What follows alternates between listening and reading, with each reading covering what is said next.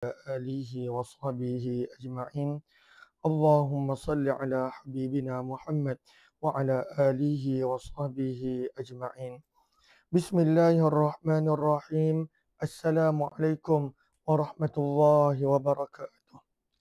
بسم الله، الحمد لله، والصلاة والسلام على حبيب الله نبينا محمد بن عبد الله وعلى آله وصحبه ومن والاه. سبحانك لا علم لنا إلا ما علمتنا إنك أنت العليم الحكيم. ولا حول ولا قوة إلا بالله العلي العظيم. اللهم رب اشرح لنا صدورنا.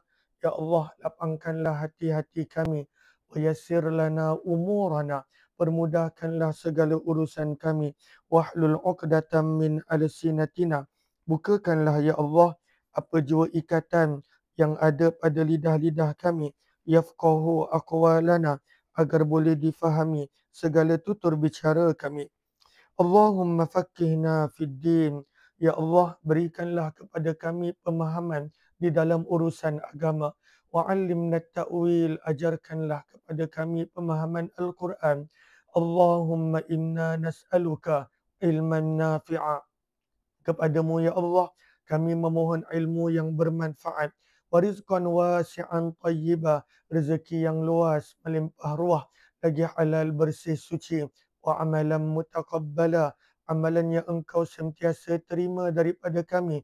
Wa shifaan min kulli da', dan sembuh daripada segala jenis penyakit. Amin, amin ya rabbal alamin. Ahlan-ahlan kepada semua, sabahun nur, sabahul khair, selamat pagi. Salam pertemuan dalam Hayati Quran bersama dengan saya Umar Aziz. Dah lama kita tak berkesempatan untuk memulakan Hayati Quran semenjak saya balik daripada umrah pada bulan 10 yang lalu. Namun Alhamdulillah, pagi ini kita dapat bersama dalam Hayati Quran. Walaupun satu hari kita usahakan satu ayat untuk kita sama-sama mengambil pengajaran, untuk kita tadabbur, namun mudah-mudahan menjadi manfaat dan mendekatkan kita kepada Al-Quran. Ahlan-ahlan kepada semua Raja Aziza Rosni Hassan. Terima kasih banyak-banyak untuk gift. Moga Allah balas dengan rezeki yang melimpah ruah lagi berkah. Yellow is bright, Roy Izzah dan juga Rosni Hassan, Haifah Najwa, Zucchini Korea. Ahlan-ahlan Tu'mah. Waalaikumsalam warahmatullahi wabarakatuh. Kepada semua yang memberi salam. Di ruangan FB, ahlan-ahlan Binarai dan juga Fatimah Nurdin. Mohon dia sebaik untuk bantu share, bantu untuk kongsi, tag rakan-rakan, sebarluaskan. Dan hari ini, kalaulah yang ada Al-Quran, maka pada sesi pagi, sesi jam 8.30, kebiasaannya saya akan berkongsi satu ayat daripada Al-Quran. Kita akan baca dahulu ayat tersebut, kita sama-sama perhatikan terjemahannya dan apakah catatan para ulama tafsir tentang ayat ini, dan kemudian barulah kita ambil pengajaran-pengajaran daripada ayat tersebut. Dan ayat pada hari ini, sambungan daripada siri-siri yang sebelum ini, kita berada pada ayat yang ke-17 daripada surah Hud. Surah yang ke-11, muka surat 223. Ahlan-ahlan, Ana Mastura, begitu juga Rosni, Nur Hasimah, Nur Hasmalisa. Ahlan-ahlan kepada semua. Mohon dia sebaik untuk bantu catatkan di ruangan komen muka surat 223, surah yang ke-11 Hud, ayat yang ke-17. Maka kita mulakan dengan bacaan terlebih dahulu. Kerana dalam hadis Nabi SAW bersabda, setiap satu huruf Allah lipat kali gandakan pahalanya menjadi 10 kali ganda. Man qara'a harfan min kitabillah, sabda Nabi, baca satu huruf daripada Al-Quran, falahu, maka untuk orang tersebut 10 hasanah, 10 kebaikan. Dan dalam satu ayat yang kita baca, kita bukan baca satu huruf, kita bukan baca 10 huruf, kadangkala beratus huruf, maka gandakan dengan 10 kali ganda. Jom kita baca ayat yang ke-17 daripada surah yang ke-11 Hud, muka surat 223. Ahlan-ahlan nyonya, ahlan-ahlan semua. Kami Kazim, Mukdi, Ko Azmi, Ko Ibrahim, Haifa, Rosni Hassan. Mohon dia sebaik bantu share, bantu untuk kongsi. Tak rakan-rakan saya baluaskan insya-Allah. Allahumma salli ala Muhammad wa ala alihi washabihi ajma'in. On kan ni internet. Allahumma salli ala Muhammad wa ala alihi washabihi ajma'in. Okey, jom kita baca ayat yang ke-17. A'udzu billahi minasy syaithanir rajim. Ayat yang ke-17 muka surat 223. Bismillahirrahmanirrahim. أفمن كان على بينة من ربه ويتلوه شاهد منه ومن قبله كتاب موسى إماما ورحمة أولئك يؤمنون به ومن يكفر به من الأحزاب فالنار موعده فلا تك في مرية منه إنه الحق من ربك ولكن أكثر الناس لا يؤمنون صدق الله العظيم. Maka kita baru sahaja membaca ayat yang ke-17 daripada surah yang ke-11. Maka cara perkongsian saya adalah kita mulakan dengan bacaan dahulu, kemudian kita lihat ringkasan ayat. Apakah ringkasan yang ada pada ayat tersebut, kemudian kaitan dengan ayat sebelumnya supaya kita lebih jelas, lebih faham, barulah kita baca terjemahan, kita ambil pandangan para ulama tafsir yang muktabar dan barulah di hujung kita ambil pengajaran daripada ayat tersebut. Maka kita nak mulakan dengan ringkasan ayat ini. Maka dalam ayat ini kata para ulama Allah memuji Nabi SAW dan orang-orang beriman di mana mereka ini sentiasa mencari kebenaran dan beriman kepada kebenaran. Maka ini adalah ringkasan ayat yang ke-17. Maka apakah ringkasan ayat ini? Allah menggambarkan betapa mulianya, betapa tingginya kedudukan orang yang sentiasa mencari kebenaran dan beriman dengan kebenaran. Allah puji mereka. Dan Allah SWT meletakkan mereka pada kedudukan yang tinggi. Maka ini adalah ringkasan ayat yang ke-17. Dan pada ayat ini kita akan nampak beberapa perkataan. Maka contoh, kita akan nampak perkataan afama kana ala bayyinah. Maka apakah maksud bayyinah? Maka bayyinah kata para ulama bermaksud hujjah, dalil yang jelas, dalil yang terang. Para ulama tafsir berbeza pendapat seperti Imam Al-Baghawi dan Imam Ibn Katsir. Apakah maksud dalil yang jelas, keterangan yang jelas daripada perkataan bayyinah? Maka kita nak kupaskan dahulu perkataan bayyinah. Maka ada para ulama menyebut bayyinah bermaksud wahyu. Ini ada dalam tafsir Imam Sa'di. Ini ada dalam tafsir Imam Al-Baghawi, Ma'alimut Tanzil. Maka bayyinah bermaksud wahyu. Ada juga menyebut bayyinah bermaksud akal yang Allah Subhanahu Wa Taala berikan, fitrah yang Allah kurniakan. Itu pandangan Imam Ibn Katsir. Maka bayyinah, bukti yang jelas, bukti yang nyata. Allah dah bagi akal dan Allah dah jadikan fitrah manusia bila lahir berada di atas kebenaran, kebaikan. Maka itu pandangan yang kedua. Ada juga mengatakan bayyinah adalah kebenaran yang datang bersama dengan Nabi SAW. Maka ini satu perkataan bayyinah. Kemudian dalam ayat ini kita akan perasan perkataan syahid. Wa yatluhu syahid. Syahid bermaksud saksi. Saksi. Maka siapakah yang dimaksudkan dengan saksi ini? Para ulama tafsir berbeza pendapat. Ada yang mengatakan yang pertama, syahid bermaksud Jibril. Jibril. Ada yang mengatakan syahid bermaksud apa yang Nabi SAW ucapkan. Sebab Nabi, apa yang Nabi ucapkan adalah wahyu. Wa ma yantiqu anil hawa in huwa illa wahyu yuha. Ini perkataan kedua. Tadi perkataan bayyinah, maka ini perkataan yang kedua, wa yatluhu syahidum minhu. Maka penjelasan bagi saksi, bagi syahid, yang pertama, syahid bermaksud Jibril. Maka Jibril adalah saksi kebenaran.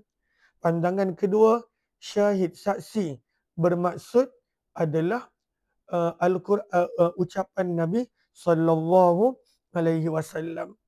Dan ada juga mengatakan syahid bermaksud hati yang bersih, hati orang yang beriman. Sebab itu dalam hadis Nabi sallallahu alaihi wasallam bersabda, ketika mana kita berada ragu-ragu tentang sesuatu, maka tanyalah hati, istafti qalbak. Maka yang boleh menjadi saksi kebenaran adalah hati orang-orang yang bersih, hati orang-orang yang beriman. Maka itu dua perkataan. Yang pertama adalah bayyinah. Para ulama berbeza pendapat apakah maksud dia. Dan yang kedua adalah syahid. Para ulama berbeza pendapat apakah maksud dia. Cuma tadi kita telah terangkan ringkasan ayat ini. Allah memuji dan menggambarkan sifat-sifat orang beriman yang sentiasa mencari kebenaran dan beriman dengan kebenaran. Apakah kaitan ayat ini dengan ayat sebelumnya? Kita sedang baca ayat yang ke-17. Nanti kita akan baca terjemahan dia. Maka apakah kaitan ayat ini dengan ayat sebelumnya?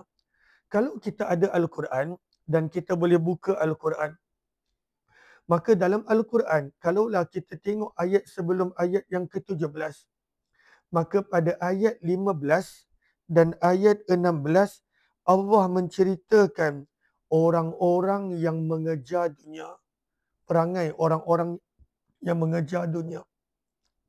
Maka pada ayat 15 dan 16, Allah menceritakan keadaan manusia yang mengejar dunia.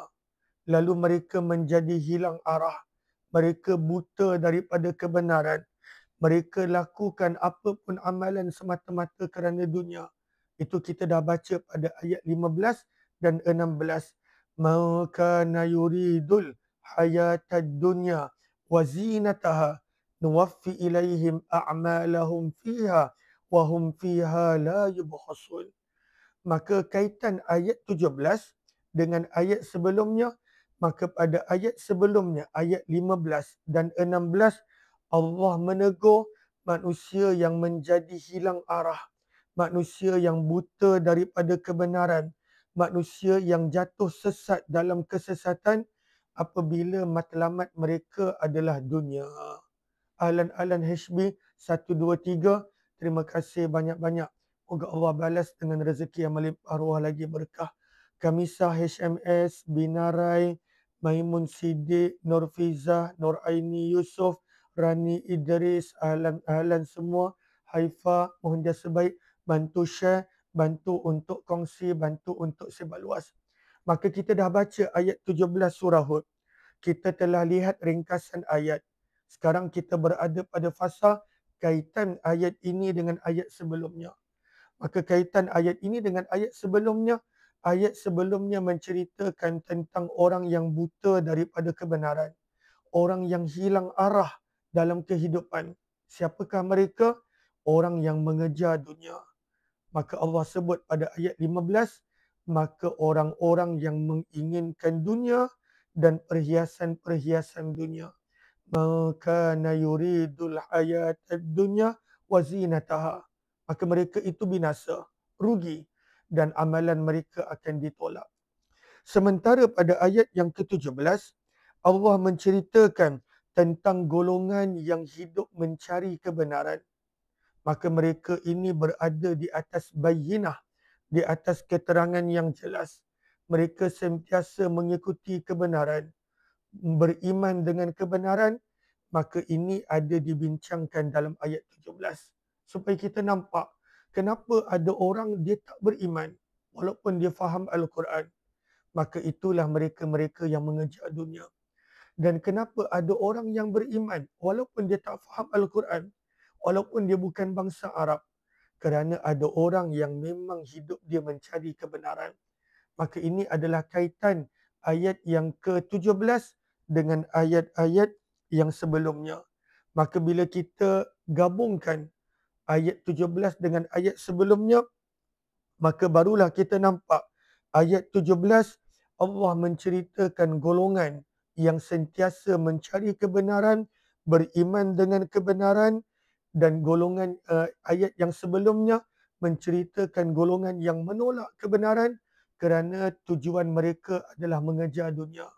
Maka inilah dua jenis jalan yang manusia pilih di sekeliling kita. Moga kita sentiasa memilih orang-orang yang mencari kebenaran. Jom kita baca terjemahan. Firman Allah Subhanahu wa taala, afaman, afa, maka adakah, firman Allah, maka adakah, maka apakah, man, orang yang mana, kana, adalah dia, ala, berada di atas, bayyinatin, bukti yang jelas nyata. Bukti yang jelas nyata. Maka apakah maksud bukti yang jelas nyata? Kita telah sebutkan tadi, yang pertama wahyu. Yang kedua adalah akal dan juga fitrah. Ini termasuk bukti yang jelas nyata. Sabda Nabi SAW, kullu mauludin yuladu alal fitrah. Setiap bayi yang dilahirkan di atas fitrah. Semua manusia dilahirkan dengan fitrah yang bersih, inginkan kebenaran, mencarikan kebenaran, dan ibu bapanya lah, orang yang di sekelilingnya lah yang mengubah dia. Maka firman Allah, maka adakah orang yang berada di atas bukti yang benar, kebenaran yang benar, bukti yang jelas. Allahumma salli ala Muhammad. Maka bila Allah sebut afaman kana dalam tafsir Al-Baghawi, maka dia punya jawapan tak ada pada ayat ini. Sebenarnya apa yang Allah nak bandingkan? Kata Imam Al-Baghawi, Allah nak sebut bahawa tidak mungkin sama, tak pernah sama orang yang berada di atas kebenaran dengan orang yang memilih untuk menolak kebenaran. Sebab itu kita baca orang yang menolak kebenaran, ayat dia adalah ayat 15-17, ayat sebelum ini. Takkan pernah sama. Orang yang kehidupan dia adalah dunia, matlamat dia adalah dunia, dia tak peduli pun kebenaran. Sebab itu di dalam surah Al-Fatihah, maka Allah sebut tentang hidayah dan petunjuk. Kami tak nak ghairil maghdubi alaihim, jalan orang-orang yang Allah murka. Orang yang Allah murka ni dia bukan tak tahu benar baik. Dia tahu tapi dia tak nak ikut. Waladdallin, dan orang yang sesat. Maka jawapan kepada afaman kana ala bayyinah, jawapannya adalah orang yang pilih untuk kekal sesat kerana tujuan dia adalah dunia. Maka sebab itu firman Allah, afa, maka apakah, man, orang yang, kana, adalah dia, ala, berada di atas, bayyinah, bukti yang jelas nyata. Maka apakah bukti yang jelas nyata? Yang pertama kata para ulama tafsir wahyu. Yang kedua adalah hati dan fitrah yang bersih. Dan yang ketiga adalah Nabi SAW. Maka orang yang mengikuti Nabi pasti berada di atas bukti yang jelas nyata. Itu maksud dia. Orang yang mengikuti fitrah yang bersih, hati yang bersih, pasti akan berada di atas bukti yang jelas nyata. Orang yang mengikut wahyu pasti akan berada di atas bukti yang jelas nyata. Maka ini adalah maksud bayinah. Maka adakah orang yang berada di atas bayinah sama macam orang yang sesat? Tak mungkin sama. Itu adalah maksud ayat ini. Firman Allah, mereka bukan sekadar berada di atas bayinah. Wa yatluhu, dan diikuti. Imam Al-Baghawi menyebut yatlu di sini bukanlah bermaksud baca. Yatlu bermaksud tabi'a yatba'u, mengikuti, menuruti, menyusuli. Firman Allah, wa yatlu, dan mereka dan orang itu menuruti, mengikuti, menyusuli. Apakah yang diikutinya? Firman Allah, wa yatluhu, dan menyusuli, mengikuti. Siapa yang mengikutinya? Firman Allah Subhanahu wa taala, syahidun, adanya saksi untuk bayinah tadi. Dan saksi itu datang daripada siapa? Minhu, datang daripada Allah. Maka siapakah yang dimaksudkan dengan saksi ini? Pun para ulama berbeza pendapat. Maka kita dah sebut tadi, ada yang mengatakan syahid saksi untuk bayinah, untuk bukti yang jelas adalah Jibril. Maka Jibril menjadi saksi kebenaran-kebenaran. Pandangan yang kedua adalah ucapan-ucapan Nabi sendiri. Maka hadis-hadis Nabi, ucapan Nabi adalah saksi kepada kebenaran. Sebab Nabi SAW tidak bercakap benda kecuali wahyu.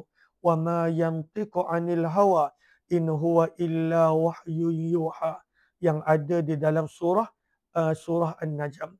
Maka ada mengatakan Jibril adalah saksi. Ada yang mengatakan kata-kata Nabi. Ada juga yang mengatakan hati orang beriman. Maka hati orang beriman ini adalah saksi kebenaran. Sebab hati dia bersih. Hati dia memang mencari kebenaran. Maka dia akan sentiasa menjadi saksi bagi bayinah, bagi bukti yang jelas nyata. Itu adalah tafsir dia.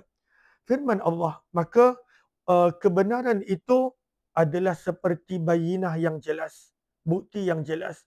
Yang kedua, kebenaran itu adanya syahid, adanya saksi. Dan yang ketiga, kebenaran itu tidak pernah berubah sebagaimana apa yang ada dalam kitab Nabi Musa. Maka kebenaran itu sentiasa sama sebelum diubah oleh ulama-ulama Yahud dan Nasara. Firman Allah Subhanahu wa taala, wa min qablihi, dan sebelum daripada Al-Quran, sebelum daripada Bayyinah, sebelum daripada Rasulullah, wa min qablihi, dan sebelum daripada itu, kitabu, adanya kitab Musa, Nabi Musa. Yang mana kitab Nabi Musa itu firman Allah, imaman, ianya adalah imam, ianya adalah pedoman bagi pengikut-pengikutnya, wa rahmah, dan ianya adalah rahmat Allah bagi pengikut-pengikut kitab Taurat tersebut. Maka daripada wa min qablihi kitab Musa imaman wa rahmah, yang mana Taurat juga membenarkan Bayyinah, maka menunjukkan bahawa wahyu daripada Allah tidak pernah berubah. Tak pernah. Kesinambungan wahyu, kesinambungan membenarkan. Sebab kalaulah kita baca sebagaimana yang ada dalam surah Shaf, bagaimana wahyu yang ada dalam kitab Nabi Musa dan juga kitab Injil Nabi Isa membenarkan Nabi dan Al-Quran. Begitu juga dalam surah Ali Imran. Maka Allah menerangkan setiap Rasul pesan kepada kaum dia untuk beriman kepada Nabi. La tu'minun nabihi wa la tansurunnah.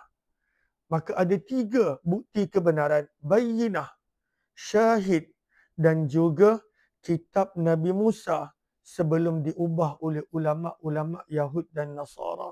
Maka kenapa tak nak beriman? Kenapa menolak kebenaran? Walhal 3 bukti ini adalah sangat jelas. Allahumma salli ala Muhammad. Sebab itu Imam Al-Baghawi menyebut kitab Musa. Kenapa disebut kitab Nabi Musa? Menempelik orang-orang Yahud dan Nasara yang tak nak beriman dan menunjukkan kepada kita kesinambungan kebenaran antara kitab wahyu. Maka setiap kitab wahyu membenarkan kitab yang lain sebelum diubah.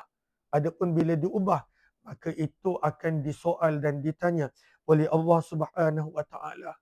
Sebab itu bila ada 3 benda ini, bayyinah yang kita telah berikan tafsirnya, syahid yang kita telah berikan tafsirnya, kitab Musa. Maka firman Allah, manusia yang mencari kebenaran pasti akan beriman. Sebab itu firman Allah, ulaika yu'minuna bih.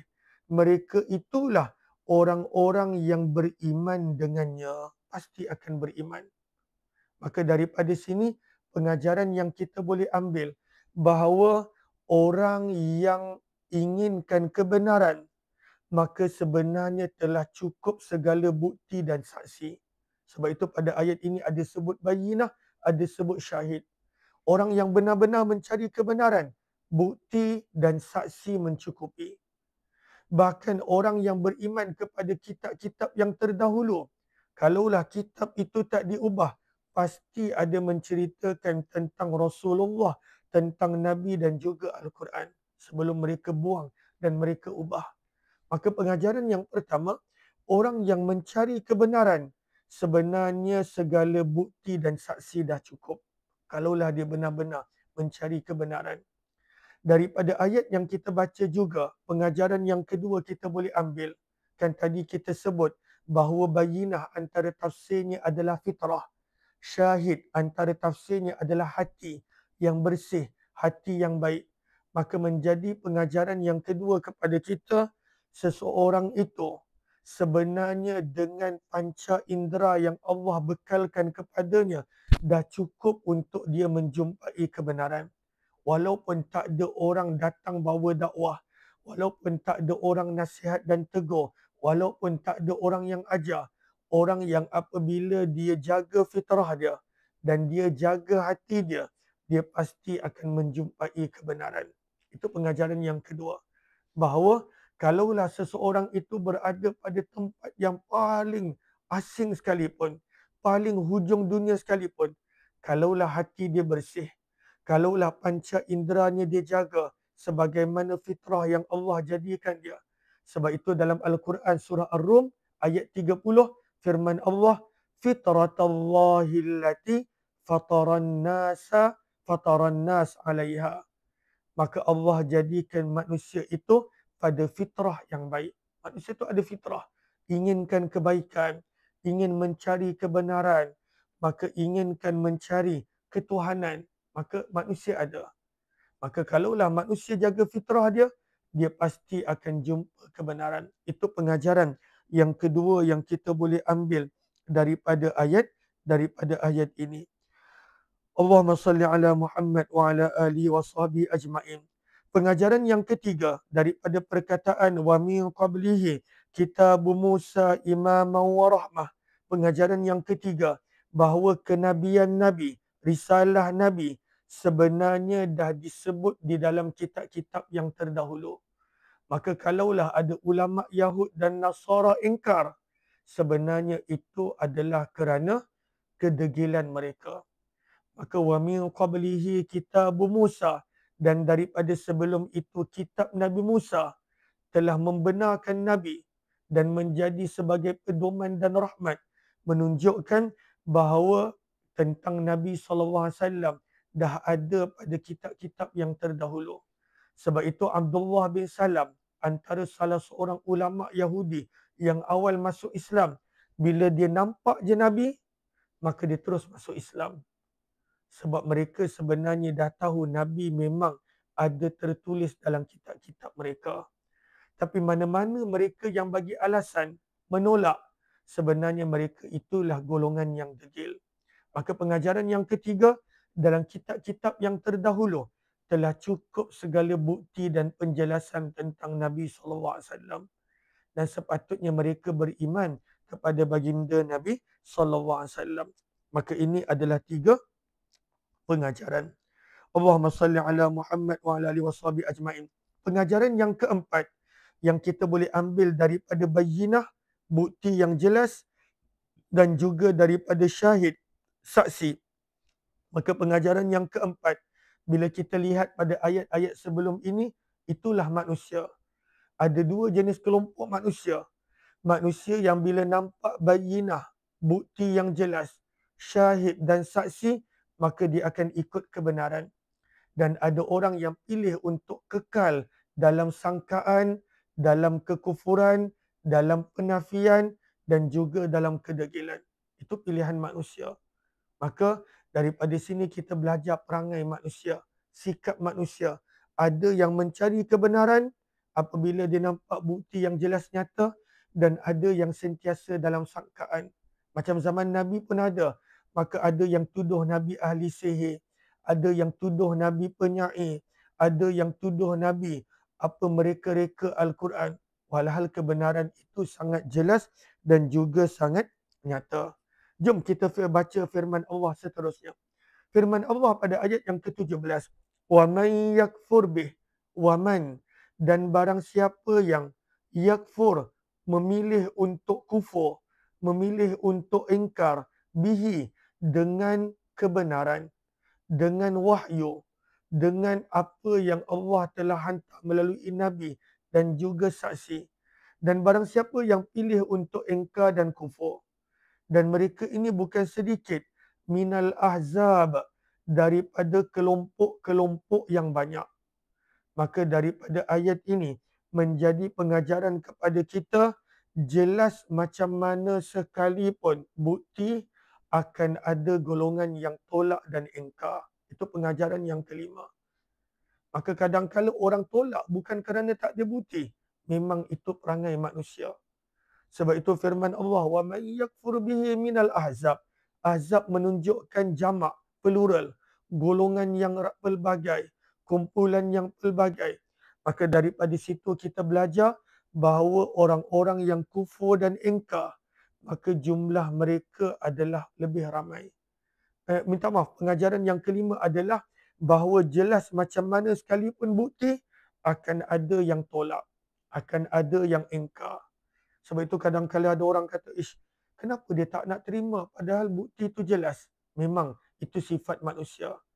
Maka sifat manusia, jelas macam mana sekalipun bukti, banyak macam mana sekalipun saksi, maka dia tetap kadang-kadang memilih untuk menolak, kufur dan ingkar. Moga Allah pelihara dan jauhkan kita daripada golongan yang seperti ini. Maka orang-orang yang ingkar dengan kebenaran, apakah amaran Allah? Fannaru, maka nerakalah, mau'iduhu, tempat janji untuknya. Maka nerakalah tempat dia kena kembali. Ini amaran yang keras. Maka daripada sini kita belajar pengajaran yang keenam, neraka adalah tempat Allah menyiksa. Allah siksa. Sebab itu tidak ada satu benda pun tentang neraka yang boleh menjadikan manusia itu kekal tenang. Tak boleh. Setiap berkaitan neraka adalah azab dan siksa. Minumannya, apinya, tempat tinggalnya, makanannya, udaranya, semuanya adalah siksa-siksa. Sebab itu Allah bagi amaran, maka nerakalah tempat janji temu dengan mereka. Orang-orang yang kufur dan ingkar. Firman Allah Subhanahu wa taala, fala, maka janganlah taku, fala taku, maka janganlah kamu fi, berada di dalam, miryah, keraguan, minhu, daripadanya, iaitu daripada wahyu, daripada Al-Quran, daripada kebenaran. Maka jangan ragu-ragu dengan kebenaran tersebut. Daripada sini pengajaran yang ketujuh kita belajar, yang membunuh keimanan, yang membunuh keyakinan adalah penyakit ragu-ragu. Manusia ni bila ada ragu-ragu, tidak akan ada iman. Takkan ada. Sebab lawan kepada iman adalah keraguan. Dan itulah fokus syaitan. Syaitan punya fokus adalah macam mana dia nak rosakkan iman manusia, dia letakkan begitu banyak keraguan demi keraguan. Allazi yuwaswisu fi sudurin nas, firman Allah. Syaitan itu terus-menerus meletakkan was-was, meletakkan keraguan. Dalam hadis juga Nabi SAW bersabda, macam mana syaitan nak timbulkan keraguan pada hati orang yang iman dia lemah, maka syaitan akan letakkan soalan pada hati manusia, siapa yang ciptakan ini? Maka kita pun jawab Allah. Siapa yang ciptakan ini? Manusia itu akan jawab Allah. Siapa yang ceritakan ini? Manusia akan jawab Allah. Last sekali, maka syaitan akan letakkan soalan supaya kita datang keraguan. Lalu faman khalaqallah, lalu siapa pula yang menciptakan Allah. Itu jahatnya ragu-ragu. Maka pengajaran yang ketujuh, keraguan membunuh keimanan dan keyakinan. Orang yang ada ragu-ragu, iman dia masalah. Sebab itu dengan Al-Quran, kita tak boleh ada keraguan. Ayat yang ada pada awal surah Al-Baqarah, firman Allah, Alif Lam Mim, Zalikal Kitabu la Raiba Fih. Al-Quran ini tidak boleh ada keraguan. Manusia bila ada keraguan, Al-Quran sebut boleh menjadi munafik. Manusia bila ada keraguan, Al-Quran sebut, maka boleh menjadi orang yang kufur. Sebab itu para ulama meletakkan tajuk yang khusus berkenaan tentang hati yang ada keraguan. Maka firman Allah, "Fala taku fi miryatin min." Maka janganlah kamu berasa ragu, janganlah kamu berasa syak tentang wahyu dan juga tentang kebenaran. Kenapa jangan merasa ragu? Innahul haq. Sesungguhnya ia adalah benar mir rabbik, daripada Tuhanmu. Ini adalah benar. Maka jangan rasa ragu. Orang yang rasa ragu, masalah pada iman dia. Orang yang merasa ragu, masalah pada keyakinan dia. Masalah. Sebab itu kenapa jangan rasa ragu? Sebab ianya memang benar. Lihat pada bukti. Dan selalunya keraguan ini bukan datang kerana tak ada bukti. Keraguan ini datang kerana sangkaan. Keraguan ini datang kerana permainan emosi. Dan itulah kelebihan syaitan. Dia pandai mainkan emosi manusia. Dia pandai meletakkan manusia dalam prasangka. Maka keraguan datang bukan kerana tak ada bukti. Ayat ini mendidik kita. Kebenaran itu adanya bayinah. Kebenaran itu adanya syahid dan saksi. Kebenaran itu disokong oleh kitab-kitab yang terdahulu, Taurat dan Injil. Tapi kenapa manusia masih ragu-ragu? Kerana permainan emosi dan juga prasangka. Sebab itu Allah berfirman, Innahul haq. Jangan berasa ragu-ragu, sesungguhnya ianya adalah benar. Namun, adakah manusia semuanya akan beriman? Maka pengajaran yang terakhir, walakinna, dan akan tetapi, aksaran nas, kebanyakan manusia. Maka daripada ayat ini kita belajar pengajaran yang ke-8. Apakah pengajaran yang ke-8? Majoriti yang menolak kebenaran itu adalah lebih ramai. Orang yang menolak kebenaran itu adalah majoriti. Daripada perkataan aksaran nas, kebanyakan manusia, la yu'minun, firman Allah tidak akan beriman. Alhamdulillah, kita dah selesai dah ayat 17. Doakan saya dapat istiqamah kembali hayati Quran insya-Allah. Kita jumpa esok mudah-mudahan. Sehari kita ada 3 program, 8.30 pagi, 6 petang dan juga 11 malam. 8.30 pagi, tadabbur Al-Quran.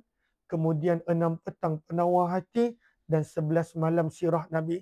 Maka boleh follow kalaulah ada yang berminat untuk join.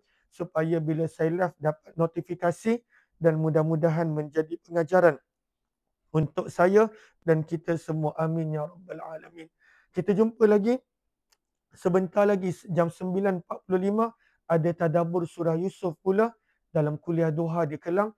Jemput join buat yang berkelapangan. Subhanallahi wa bihamdih. Subhanakallahumma wa bihamdika. Nashhadu an la ilaha illa anta. Nastaghfiruka wa natubu ilaik. Assalamualaikum warahmatullahi wabarakatuh. Terima kasih semua.